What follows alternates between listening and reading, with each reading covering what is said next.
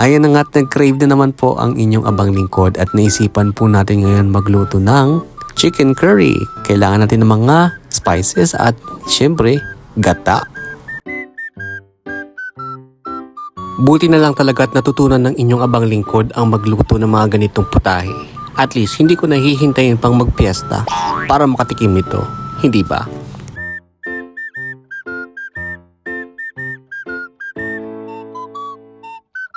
Eto na nga't pagkatapos natin pakuluan at igisa ang manok, ilagay na natin ang curry powder.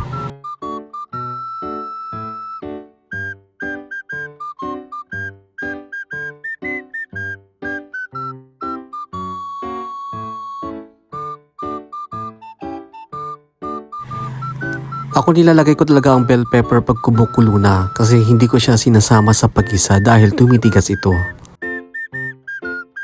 At hindi tulad ng iba, piniprito nila ang kanilang patatas at ang kanilang carrots. Ako hindi. Sinasama ko to, pinakukuluan ko para lumambot.